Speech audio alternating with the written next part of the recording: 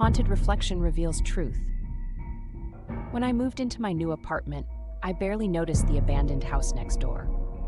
The place was a local legend: shuttered windows, overgrown yard, a sagging porch that threatened to collapse under the weight of memory and rot.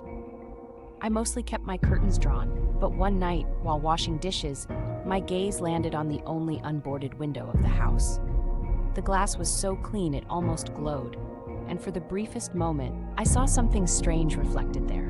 A memory of myself as a child sitting cross-legged on my childhood bedroom floor, even though that room was states away, lost to time. The next night, I looked again.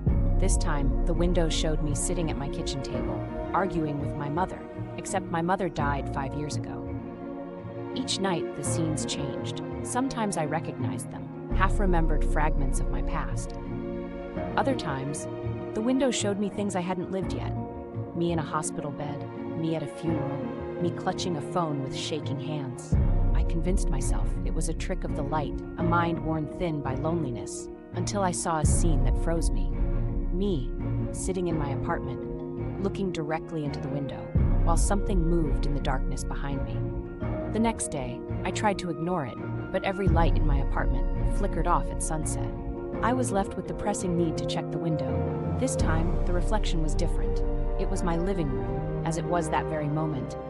But I wasn't alone. I watched as a shadow stretched from the corner, impossibly thin and tall, gliding toward me. I spun around, heart pounding, but my apartment was empty.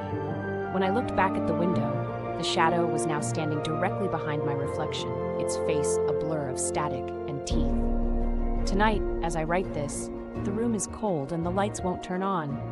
I keep glancing at the abandoned house's window where my own terrified face stares back at me, and the shadow is no longer in the reflection. It's standing just behind my chair, close enough that I can feel its breath on my neck. And I finally understand. The window didn't show my life. It showed my future victims.